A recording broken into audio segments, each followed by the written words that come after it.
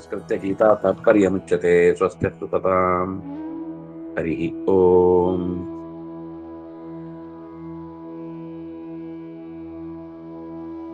ನನ್ನ ಮಡದಿ ಮಹದ್ ಬ್ರಹ್ಮ, ಅವಳಲ್ಲಿ ಗರ್ಭವನ್ನಿರಿಸಿ ಜಗತ್ತನ್ನು ನಾನು ತರುತ್ತೇನೆ ಅನ್ನುವಾಗ ಶ್ರೀ ಭೂದುರ್ಗಾ ಅನ್ನುವ 3 ರೂಪಗಳ ಪರಿಚಯ ಮಾಡಿಕೊಟ್ರು. ಭೂ ಅಂದಾಗ ಸಂದೇಹ ಬರಬಹುದಾದ ಸಂದರ್ಭ, ಭೂಮಿಯ ಅಭಿಮಾನಿನಿ ಭೂ, ಲಕ್ಷ್ಮಿಯ ಸತ್ವ ರಜೋ ಗುಣವನ್ನ ಪ್ರಚೋದಿಸುವ ರೂಪ ಭೂ.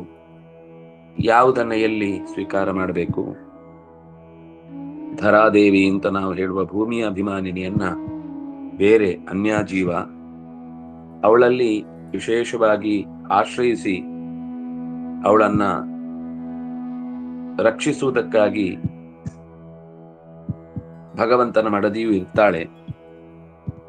ಇಲ್ಲಿ ಮಹದ್ಬ್ರಹ್ಮ ಅನ್ನುವ ಶಬ್ದದಿಂದ ಲಕ್ಷ್ಮಿಯನ್ನೇ ಸ್ವೀಕರಿಸಬೇಕಾ ಹೇಗೆ ಅಂದಾಗ, ಮತ್ಸ್ಯ ಪುರಾಣದ ಮಾತನ್ನ ಮಹತಿ ಬ್ರಹ್ಮಣಿ ದ್ವೇ ಪ್ರಕೃತಿಶ್ಚ ಮಹೇಶ್ವರ ಅಂತ ಇಷ್ಟು ಬಿಡಿಸಿ ಹೇಳಿದ್ರು. ಸರ್ವಯೋನಿಷ ಕೌಂತೆಯ ಮೂರ್ತಯ ಸಂಭವಂತಿಯ ತಾಸಾಂ ಬ್ರಹ್ಮ ಮಹದ್ಯೋನಿಃ ಅಹಂ ಬೀಜಪ್ರದಃ ಪಿತಾ ತತ್ವಂ ರಜಸ್ತಮೈತಿ ಗುಣಃ ಪ್ರಕೃತಿ ಸಂಭವಾಃ ನಿಬಧ್ನಂತಿ ಮಹಾಬಾಹೋ ದೇಹೇ ದೇಹಿನಮವ್ಯಯಂ. ಸತ್ವರಜಸ್ತಮಸ್ಸು ಅನ್ನುವಂತಹ ಗುಣಗಳ ಮಾನಿನಿಯಾದಂತಹ ನಿಯಾಮಕಳಾದಂತಹ ಅವಳಿಂದ ಈ ಜಗತ್ತಿನ ಎಲ್ಲ ಜೀವರಾಶಿಗಳು ಶರೀರವನ್ನ ಪಡೆಯುತ್ತವೆ. ಹಾಗೆ ಪಡೆಯುವುದಕ್ಕೆ ಕಾರಣವಾದಂತಹ ಅಂದ್ರೆ ಹೆರುವ ಶಕ್ತಿಯಾಗಿ ಲಕ್ಷ್ಮಿ ಇದ್ದಾಳೆ, ಪ್ರಕೃತಿವಾನಿನಿ ಇದ್ದಾಳೆ. ನಾನು ಅಲ್ಲಿ ಬೀಜ ಪ್ರಧಾನಾಗಿ ಅದು ಮುಂದುವರಿಬೇಕು ಅಂದ್ರೆ ಅಲ್ಲಿ ಸಂತತಿಗೆ ಬೇಕಾದಂತಹ ಮೂಲ ಬೀಜಕ್ಷೇಪವನ್ನ ತಂದೆಯಾಗಿ ನಾನು ಮಾಡ್ತೇನೆ ಅಂತ ಹೀಗೆ ಅಹಂ ಬೀಜಪ್ರದಃ ಅಂತ ಹೇಳಿದ. ಈ ಸತ್ವರಜಸ್ತಮಸ್ಸುಗಳಲ್ಲಿ ಸತ್ವ ರಜಸ್ಸು ತಮಸ್ಸುಗಳ ಗುಣಗಳ ವ್ಯವಸ್ಥೆಯನ್ನ ಹೇಳ್ತಾ, ಇದು 3 ಕೂಡ ಪ್ರಕೃತಿ ಸಂಭವಾಹ, 3 ಕೂಡ ಈ ಅವ್ಯಯವಾದ ದೇಹಿಯಾದ ಜೀವಿಯನ್ನು ಈ ದೇಹದಲ್ಲಿ ಚೆನ್ನಾಗಿ ಕಟ್ಟಿ ಹಾಕುತ್ತೆ. ನಮಗೆ ಮೇಲ್ನೋಟಕ್ಕೆ ಸತ್ವ ಅನ್ನೋದು ಅತ್ಯಂತ ವಿಶಿಷ್ಟವಾದದ್ದು. ಅಂದ್ರೆ ಸತ್ವ ಅನ್ನೋದ್ರಿಂದ ನಮ್ಗೇನು ಅಂದ್ರೆ ಸಾತ್ವಿಕರಾಗಿರ್ಬೇಕು. ನಮ್ಗೆ ಏನೇ ಪರಿಹಾರ ಹೇಳುವಾಗ ಸಾತ್ವಿಕ ಆಹಾರವನ್ನು ಸ್ವೀಕಾರ ಮಾಡಬೇಕು ಇತ್ಯಾದಿಗಳನ್ನ ಹೇಳುವ ಭರದಲ್ಲಿ ನಾವು ಸತ್ವ ಅನ್ನೋದು ನಮ್ಮನ್ನ ತುಂಬಾ ರಕ್ಷಿಸುವಂತಹದ್ದು. ಆದ್ರಿಂದಾಗಿ ನಾವು ಸತ್ವವನ್ನು ಬಿಟ್ಕೊಡುದು ಹೇಗೆ ಅನ್ನುವಂತಹ ಒಂದು ಪ್ರಶ್ನೆ ಇರುತ್ತೆ. ಅದಕ್ಕೂ ಅಲ್ಲೇ ಸಣ್ಣ ಸೂಚನೆಯನ್ನು ಕೊಟ್ಟಿದ್ದಾನೆ ಕೃಷ್ಣ. ತತ್ರ ಸತ್ವಂ ನಿರ್ಮಲತ್ವಾತ್ ಪ್ರಕಾಶಕ ಮನಾಮಯಂ ಸುಖ ಸಂಗೇನ ಬಧ್ನಾತಿ. ಬಧ್ನಾತಿ ಅಂದ್ರೆ ಕಟ್ಟಿ ಹಾಕುತ್ತದೆ. ಮೆತ್ತಗೆ ಕಟ್ಟಿ ಹಾಕಿದ್ರು, ನೋಯಿಸಿ ಕಟ್ಟಿ ಹಾಕಿದ್ರು, ಕಿತ್ತೋಗುವ ಕಟ್ಟಿ ಹಾಕಿದ್ರು, ಕಟ್ಟಿ ಹಾಕಿದ್ದೆ. ನಾವು ಎಳೆದಾಡ್ಲಿಲ್ಲ ಅಂದ್ರೆ ಅದು ನೋಯಲ್ಲ. ತಪ್ಪಿಸ್ಕೊಳ್ಳಿಕ್ಕೆ ಎಷ್ಟು ಕಿತ್ತಾಡ್ತೇವೋ ಅಷ್ಟು ಗಾಯ ಆಗುತ್ತೆ. ಮುಂದೆ ಈ ಸತ್ವದ ಗಂಟಿ ಹಗ್ಗದಲ್ಲಿ ಕಟ್ಟಿ ಹಾಕಿದ್ರು ನಾವು ಎಳೆದಾಡ್ಲಿಕ್ಕೆ ಪ್ರಯತ್ನ ಮಾಡಿದಾಗ ಆಗ ಗಾಯ ಆಗಿ ಅದು ರಜಸ್ಸು ತಮಸ್ಸಿನ ಹಗ್ಗವಾಗಿ ಬದಲಾಗ್ಬಿಡುತ್ತೆ. ನಾವು ಎಳೆದಷ್ಟು ಟೈಟ್ ಆಗುತ್ತೆ. ಹಾಗಾಗಿ ಈಗ ಮೆತ್ತಗೆ ಕಟ್ಟಿದೆ ಅನ್ನುವಾಗ ಸ್ವಲ್ಪ ಶಕ್ತಿಯನ್ನ ಉಳಿಸಿಕೊಂಡು ತಪ್ಪಿಸಿಕೊಳ್ಳುವುದಕ್ಕೆ ದಾರಿ ಹುಡುಕ್ಬೇಕು ಹೊರತು ಕಟ್ಟಿ ಹಾಕ್ಬಿಟ್ಟಿದ್ದಾರೆ ಅಂತ ಹತ್ಕೊಂಡು ಎಷ್ಟು ಎಳಿತೇವೋ ಅಷ್ಟು ಗಟ್ಟಿ ಆಗುತ್ತೆ. ಆದ್ರೆ ಅದು ಇರುವಾಗ ನಮಗೆ ಎಲ್ಲೂ ಹಿಂಸೆ ಅನ್ಸಲ್ಲ. ಅಂದ್ರೆ ಒಂದಿಷ್ಟು ದೂರ ಓಡಾಡ್ಲಿಕ್ಕೆ ಜಾಗ ಇದೆ ಅದರಲ್ಲಿ. ಮೆತ್ತಗೆ ಕಟ್ಟಿದ್ದಾರೆ, ಏನು ನಾರಾಯಣ ಹಿಂಸೆ ಅನ್ನಿಸ್ತಿಲ್ಲ. ಸ್ವಲ್ಪ ಏನೇನೋ ಬೆಳಕು ತೋರುತ್ತೆ ಹೊರಗಡೆ ಎಲ್ಲ, ಸ್ವಲ್ಪ ಬಾಗಿಲಿನ ತನಕ ಬರ್ಲಿಕ್ಕಾಗತ್ತೆ.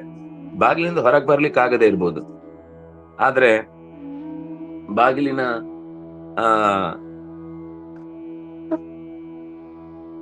ಹತ್ತಿರ ಬಂದ್ರೆ ಯಾರಾದ್ರೂ ಪಕ್ಕದವರನ್ನು ಕರಿಬಹುದು, ಪ್ಲೀಸ್ ಯಾರಾದ್ರೂ ಬಂದು ಈ ಕುತ್ತಿಗೆಗೆ ಹಾಕಿದ್ ಗಂಟೆ ಬಿಚ್ಚಿ ಅಂತ. ಈ ರಜಸ್ಸಾದಾಗ ಏನಾಗುತ್ತೆ ಅಂದ್ರೆ ಬಾಗಿಲು ಮುಚ್ಕೊಂಡ್ಬಿಟ್ಟಿರುತ್ತೆ, ಆಚೆಯವರನ್ನು ಕರೀಲಿಕ್ಕೂ ಆಗುವ ಸಾಧ್ಯತೆ ಕಮ್ಮಿ. ಆಗ ಕಿರ್ಚ್ಕೊಳ್ಬೇಕಾಗತ್ತೆ, ತುಂಬಾ ಕಿರ್ಚ್ಕೊಂಡು ಯಾರಾದ್ರೂ ಬಂದು ಕೇಳಿಸ್ಕೊಳ್ಬಹುದು. ಈ ತಮಸ್ಸು ಅಂದ್ರೆ ಉಂಟಲ್ಲ, ಅದು ಒಳಗೋಣೆಯಲ್ಲಿ ಕೀಲಿ ಹಾಕಿ ಕಿಟಿಕಿನೂ ಬಂದ್ ಮಾಡಿ ಆ ಧ್ವನಿಯೇ ಹೊರಗೆ ಬಾರದ ಸೌಂಡ್ ಪ್ರೂಫ್ ಅದು. ಆ ಜಾಗದಲ್ಲಿ ಇದೇ ಹಗ್ಗ ಕುತ್ತಿಗೆಯಲ್ಲಿ ಬಿದ್ದದ್ದು ಇನ್ನಷ್ಟು ಬಿಗಿಯಾಗುತ್ತೆ, ನಮ್ಮ ಧ್ವನಿ ಹೊರಗೆ ಹೋಗಲ್ಲ, ಯಾರನ್ನೂ ಕೂಡ ನಾವು ಆಶ್ರಯಿಸುವುದಕ್ಕೆ ಅಸಾಧ್ಯವಾಗುತ್ತೆ. ಹೀಗೆ 3 ಗಂಟೆ, 1 ಗಂಟೆ ಹಾಕಿದ್ದು ಹೊರಗಿನವರನ್ನ ನಾವು ರೀಚ್ ಆಗ್ಲಿಕ್ಕೆ ಸ್ವಲ್ಪ ಟೈಮ್ ಇರುತ್ತಲ್ಲಿ, ಅವಕಾಶ ಇರುತ್ತೆ. ಎರಡನೇದ್ದು, ನಾವು ಡೈರೆಕ್ಟ್ ಆಗಿ ರೀಚ್ ಆಗ್ಲಿಕ್ಕೆ ಆಗ್ಲಿಲ್ಲ, ಸ್ವಲ್ಪ ಧ್ವನಿ ಜೋರಾದ್ರೂ ಮಾಡಿ ಬಾಗಿಲು ಬಡದು ಯಾರನ್ನಾದ್ರೂ ಕೇಳ್ಕೋಬಹುದು, ಪ್ಲೀಸ್ ನಮ್ಮನ್ನ ರಕ್ಷಣೆ ಮಾಡಿ ಅಂತ. ಅದು ಬಿಟ್ರೆ 3ನೇದು ಕತೆ ಮುಗೀತು ಅಂತ ಅರ್ಥ. ಅಲ್ಲಿ ಗಮನಿಸಿ ಮುಂದಿನ ಮಾತು, ಪ್ರಕಾಶಕಂ ಹೊಳೆಯತ್ತೆ ಒಂದಿಷ್ಟು, ಅನಾಮಯಂ ಆನಂದವಾಗಿರುತ್ತೆ, ಎಲ್ಲೂ ನಮಗೆ ಕಟ್ಟಿ ಹಾಕಿತ್ತು ಅಂತ ಅನ್ಸುದೇ ಇಲ್ಲ. ಅದೀಗ ಕಟ್ಟಿ ಹಾಕುದು ಅಂದ್ರೆ ಇನ್ನೊಂಥರ ಹೇಳುದಾದ್ರೆ, ಬಿಟ್ಟಿರ್ತಾರೆ ಮನೆಯ ಬಾಗಿಲಿಂದ ಹೊರಗ, ಯಾರದು ಹೊರಗೆ ಹೋಗ್ತಾ ಇರೋದು ಅಂತ ಮಗುವನ್ನ ಜೋರ್ ಮಾಡ್ತಿರ್ತಾಳಲ್ಲ, ಅಂತ ಕಟ್ಟಿ ಹಾಕ್ಬೇಕೆ ಅದು. ಅದ್ರ ಹಿಂದೆ ಕಾಳಜಿ ಇದೆ ಹೌದು, ಆದ್ರೆ ಮಗುವಿಗೆ ಅದರ ಎಕ್ಸ್ಪ್ಲೋರ್ ಆಗುವ ಅವಕಾಶವನ್ನ ತಪ್ಪಿಸ್ತಾ ಇದ್ದಾಳೆ ಅಂತ ಅನಿಸ್ತಾ ಇರುತ್ತೆ. ತಪ್ಸುದೇ ಅದು, ತಪ್ಸುದಲ್ಲ ಅಂತಲ್ಲ, ಮನೆಯಲ್ಲಿ ದೊಡ್ಡವರು ಅನ್ನಿಸ್ಕೊಂಡವರು ನಾವೇನೋ ತುಂಬಾ ರಕ್ಷಣೆ ಮಾಡ್ತೇವೆ ಅನ್ಕೊಂಡು ಎಷ್ಟೋ ಸರ್ತಿ ಅದನ್ನ ಕಟ್ಟಿ ಹಾಕ್ತಾ ಇರ್ತಾರೆ. ಅಂದ್ರೆ ಕಣ್ಣಂಕೆಯಲ್ಲಿ ಇರುವಂತದ್ದು ಸ್ವಾತಂತ್ರ್ಯ ಇದ್ದ ಹಾಗಿರುತ್ತೆ, ಆದ್ರೆ ಚೂರು 4-5 ಸರ್ತಿ ಹಾಗೆ ಹೊರಗೆ ಹೋಗುದು ಅಭ್ಯಾಸ ಆದ್ರೆ ಆಮೇಲೆ ಕಾಲಿಗೊಂದು ಹಗ್ಗ ಹಾಕಿ ಮನೆಯಲ್ಲಿ ಕೂಡಿಸ್ಬಿಡ್ತಾರೆ ಮಕ್ಕಳನ್ನ. ಇನ್ನೂ ಜೋರು ಮಾಡಿದ್ರೆ ಕೋಣೆ ಒಳಗೆ ಹಾಕಿ ಬಾಗ್ಲಾಕ್ಬಿಡ್ತಾರೆ. ಇದೇ 3 ಸ್ಥಿತಿ. ನಮ್ಮ ಸ್ಥಿತಿಯನ್ನು ನಾನು ಹೇಳಿದ್ದು. ಸುಖ ಸಂಗೇನ ಬಧ್ನಾತಿ, ನಯವಾಗಿ ಒಳ್ಳೆಯ ಮೆತ್ತನೆಯ ಹಗ್ಗದಲ್ಲಿ ಕಟ್ತಾರೆ, ಸುಖ ಸಂಗೇನ ಬಧ್ನಾತಿ. ಆಮೇಲೆ ಜ್ಞಾನ ಸಂಗೇನ ಚಾನಕ, ಆದ್ರೆ ಇಲ್ಲಿ ಏನು ಅಂದ್ರೆ ಸ್ವಲ್ಪ ಗಾಳಿ ಬೆಳಕು ಪ್ರಕೃತಿ, ಒಂದ್ ಸ್ವಲ್ಪ ತಿನ್ಲಿಕ್ಕೆ ಒಳ್ಳೆ ಪದಾರ್ಥ, ಆಮೇಲೆ ಯಾರೋ ನಿಯಂತ್ರಣ ಮಾಡ್ತಾ ಇದ್ರು ಕೂಡ ಒಂದಿಷ್ಟು ಮಾತಾಡ್ಲಿಕ್ಕೆ, ಆಲೋಚನೆ ಮಾಡಿದ್ದನ್ನ ಹೇಳಲಿಕ್ಕೆ ಅಥವಾ ಹೊಸ ಏನಾದ್ರೂ ಕೇಳಲಿಕ್ಕೆ ಒಂದಿಷ್ಟು ಜಾಗ ಇದೆ ಇಲ್ಲಿ. ಇದು ಬಂಧನವೇ, ಆದ್ರೆ ಅದರ ಆಚೆಗಿನ ಪ್ರಪಂಚವನ್ನು ತಿಳಿದು ತಿಳಿದು ತಿಳಿದು ತಿಳಿದು ಇದರಿಂದ ಆಚೆಗೆ ಹೋಗ್ಲೇಬೇಕು ಅನ್ನುವ ಆಸೆಯಾದ್ರೂ ಜೀವಂತವಾಗಿಟ್ಟುಕೊಳ್ಳಿಕ್ಕೆ ಇಲ್ಲಿ ಅವಕಾಶ ಇರುತ್ತೆ. ಆ ಕತ್ತಲೆ ಒಳಗೆ ಸಿಕ್ಕಾಕೊಂಡ್ರೆ ಹೊರಗಿನ ಪ್ರಪಂಚ ಇರುವುದೇ ಗೊತ್ತಿರುವುದಿಲ್ಲ, ಆದ್ರೆ ಒಳಗಿನಿಂದ ನಾನು ಈ ಪ್ರಪಂಚವನ್ನ ಪೂರ್ತಿಯಾಗಿ ಗೆದ್ದು ಇಡೀ ಜಗತ್ತನ್ನು ನನ್ನ ವಶ, ಅಲ್ಲಿ ಏನಿದೆ ಅಂತ ಗೊತ್ತಿಲ್ಲ ಆದ್ರೆ ನನ್ನ ವಶದಲ್ಲಿ ತಂದ್ಕೊಳ್ತೇನೆ ಅಂತನೋ ಒಂದು ರೀತಿಯ ಹಠ ಹುಟ್ಟಿರುತ್ತೆ. ಹಾಗಾಗಿ ಇಲ್ಲಿ ಜ್ಞಾನದ ಸಂಬಂಧ ಇದೆ. ಸ್ವಲ್ಪ ಈ ಕೈದಿಗಳಲ್ಲಿ ಸಾಮಾನ್ಯ ಕೈದಿಗಳನ್ನ ದೊಡ್ಡ ಪ್ರಾಕಾರವನ್ನ ಹಾಕಿ, ಕಾಂಪೌಂಡ್ ಹಾಕಿ ಒಳಗೆ ಎಲ್ಲಿ ಬೇಕು ಅವರಿಗೆ, ಅವಳು ನಿತ್ಯ ಯಾರಾದ್ರೂ ಪೊಲೀಸರು ಯಾರಾದ್ರೂ ಹೊಸಬರ ಅತಿಥಿಗಳು ಬಂದ್ರೆ ಇವರೇ ಹೋಗಿ ಅವ್ರಿಗೆ ಆತಿಥ್ಯ ಮಾಡ್ತಾರೆ, ಅಲ್ಲಿ ಡೆಕೋರೇಟ್ ಮಾಡ್ಲಿಕ್ಕಿದ್ರೆ ಅವರೇ ಡೆಕೋರೇಟ್ ಮಾಡ್ತಾರೆ, ಏನಾದ್ರೂ ತರಕಾರಿ ಎಲ್ಲ ಹೆಚ್ಚು ಹಾಕುದು ತಂದು ಕೊಡುದು ಎಲ್ಲ ಇದ್ರೆ ಅವ್ರು ಮಾಡ್ತಿರ್ತಾರೆ. ಇನ್ನು ಕೆಲವರು ಇರ್ತಾರೆ, ಅವರನ್ನ ಸೀಮಿತ ಅವಧಿಯಲ್ಲಿ ಮಾತ್ರ ಒಂದ್ ಸ್ವಲ್ಪ ಹೊತ್ತು ಬಿಡ್ತಾರೆ, ಕಣ್ಣಿಟ್ಟಿರ್ತಾರೆ, ಅವ್ರ ಜೊತೆಗೆ ಯಾವಾಗ್ಲೂ ಒಬ್ರು ಪೊಲೀಸ್ ಇರ್ತಾರೆ. 3ನೇ ಕೈದಿಗಳಾಗುವಾಗ ಅವರನ್ನು ಯಾವ ಕಾರಣಕ್ಕೂ ಹೊರಗೆ ಬಿಡಲ್ಲ, ಅವ್ರಿಗೆ ಬೆಳಕೆ ಕಾಣದ ಹಾಗೆ ಒಳಗೆ ಹಾಕ್ಬಿಟ್ಟಿರ್ತಾರೆ. ಇದು ಸಂಸಾರದ 3 ಗುಣಗಳಿಂದ ಅನುಭವಿಸುವ ಕಷ್ಟದ ವ್ಯತ್ಯಾಸಗಳು.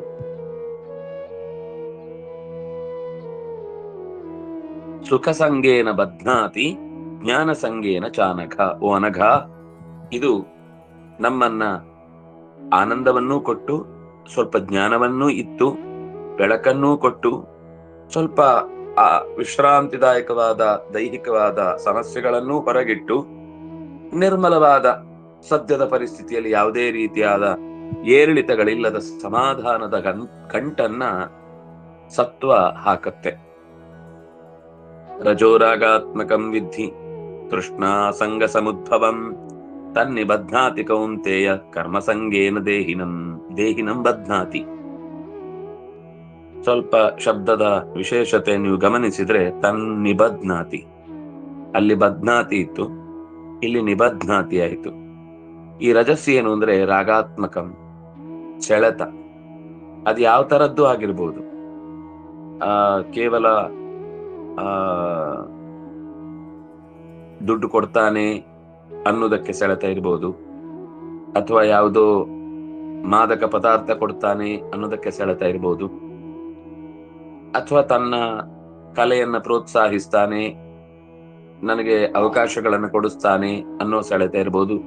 ಯಾವುದೋ ಒಂದು ರೀತಿಯ ನಿರಂತರವಾದ ರಾಗ, ಅದು ಸ್ವರೂಪದಲ್ಲೇ ಅದರ ಜೊತೆಗೆ ಅವನು ಏನ್ ತಪ್ಪು ಮಾಡಿದ್ರು ಅದನ್ನ ಸರಿ ಅಂತ ಸಮರ್ಥಿಸುವ, ಅಥವಾ ಏನೇ ಅವ್ಯವಸ್ಥೆಗಳಲ್ಲಿದ್ರೂ ಕೂಡ ಅದನ್ನ ಬೇಕು ಅಂತ ಒಂದು ಸರ್ತಿ ಒಪ್ಪಿಕೊಂಡ್ಮೇಲೆ ಅದನ್ನ ಹಿಡಿದಿಡುವ ತೃಷ್ಣಾ ಸಂಗ ಸಮುದ್ಭವಂ.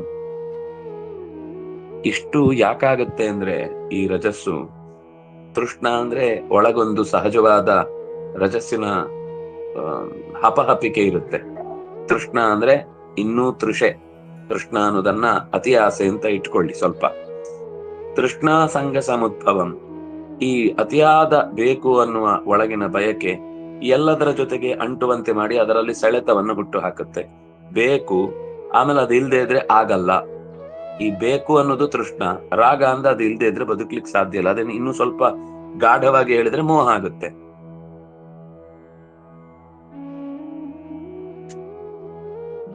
ಬಯಕೆಗಳ ಸಂಬಂಧಕ್ಕೆ ಅಂದ್ರೆ ವಸ್ತುಗಳು ಕಂಡ ಮೇಲೆ ಬೇಕು ಅನ್ಸುತ್ತೆ, ಬೇಕು ಅಂದಾಗ ಅದಕ್ಕೋಸ್ಕರ ಪ್ರಯತ್ನ ನಡೆಯುತ್ತೆ, ಪ್ರಯತ್ನ ಸ್ವಲ್ಪ ಸಿಕ್ಕಿದ ಮೇಲೆ ಇನ್ನೂ ಬೇಕು ಅನ್ಸುತ್ತೆ, ಇನ್ನೂ ಬೇಕು ಅನ್ನೋದು ಒಂದ್ ದಿವಸ ಸಿಗದೆ ಇದ್ರೆ ಅದರ ಬಗ್ಗೆ ಇಲ್ದೇ ಇದ್ರೆ ಬದುಕ್ಲಿಕ್ಕೆ ಸಾಧ್ಯ ಇಲ್ಲ.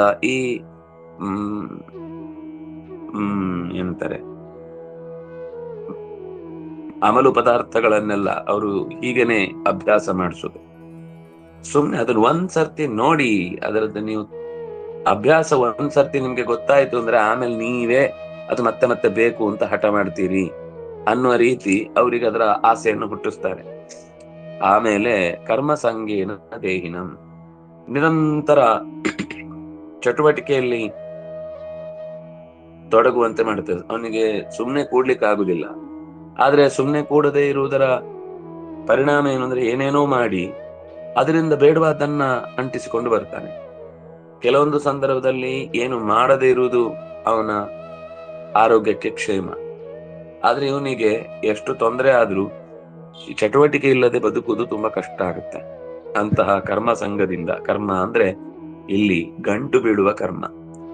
ಆ ಸಂಘ ಒಂದು ಕರ್ಮ ಇನ್ನೊಂದು ಕರ್ಮದ ಗಂಟನ್ನ ಹಾಕಿ ಅವನು ಅದರಿಂದ ಬಿಡಿಸಿಕೊಳ್ಳಿಕ್ಕಾಗದೆ ಪಾಪವನ್ನೋ ಪುಣ್ಯವನ್ನೋ ಕಟ್ಟಿಕೊಂಡು ಇಲ್ಲೇ ಕೊಳೆಯುವ ಅಥವಾ ಇನ್ನಷ್ಟು ಹೆಚ್ಚು ಗಂಟುಗಳನ್ನ, ಅಂದ್ರೆ ಹಿಂದಿನವರಿಗೆ ಜ್ಞಾನದ ಸಂಘ ಇದ್ದದ್ರಿಂದ ಅದು ನಿಧಾನಕ್ಕೆ ಈ ಥ್ರೆಡ್ ಅನ್ನ ಲೂಸ್ ಮಾಡುತ್ತೆ. ಜ್ಞಾನ ಅನ್ನುವ ಬೆಂಕಿ ಅದು ಈ ಥ್ರೆಡ್ ಅನ್ನ ಕಟ್ ಮಾಡುತ್ತೆ. ಆದ್ರೆ ಕರ್ಮ ಅದು ಬೆಂಕಿ ಅಲ್ಲ, ಅದು ಇನ್ನು ಗಂಟೆ ಮಾಡುತ್ತೆ. ಅದನ್ನ ತಿಳಿದು ಮಾಡಿದ್ರೆ ಅದು ಕೂಡ ಬಿಡಿಸಿಕೊಳ್ಳಿಕ್ಕೆ ನಿಧಾನಕ್ಕೆ ಒಂದೊಂದೇ ಹಗ್ಗ ಕರ್ಮದ ಗಂಟನ್ನ ಬಿಚ್ಚಿಕೊಳ್ಳಿಕ್ಕೆ ಸುಲಭ ಮಾಡುತ್ತೆ ಜ್ಞಾನ ಬಂದ್ರೆ. ಮತ್ತು ಜ್ಞಾನವೇ ಬೇಕು. ಬರೀ ಕರ್ಮ ಅನ್ನೋದು ಯಾವತ್ತೂ ಕೂಡ ಎಳೆಯನ್ನ ಜಾಸ್ತಿ ಮಾಡ್ತಾ ಹೋಗುತ್ತೆ. ತಾನೇ ಹೊಸ ನೂಲನ್ನ ಸೃಷ್ಟಿ ಮಾಡಿ ಅದನ್ನ ತನ್ನ ಕೈಗೆ ಹಾಕಿದ ಹಗ್ಗಕ್ಕೆ ಸುತ್ತುತ್ತಾ ಇರ್ತಾನೆ. ನೂಲ್ ತಯಾರು ಮಾಡ್ತಾನೆ, ತನಗೆ ಹಾಕಿದ ಹಗ್ಗಕ್ಕೆ ಸುತ್ತಕೊಳ್ತಾ ಇರ್ತಾನೆ. ಇದು ರಜಸ್ಸು. ಕರ್ಮ ಮಾಡ್ತಾನೆ, ಇನ್ನೂ ಇನ್ನೂ ಇನ್ನೂ ಇನ್ನೂ ಗಂಟುಗಳನ್ನ ಬಲ ಮಾಡ್ತಾ ಹೋಗ್ತಾನೆ. ಒಂದೇ ಒಂದು ನಿಮಿಷ.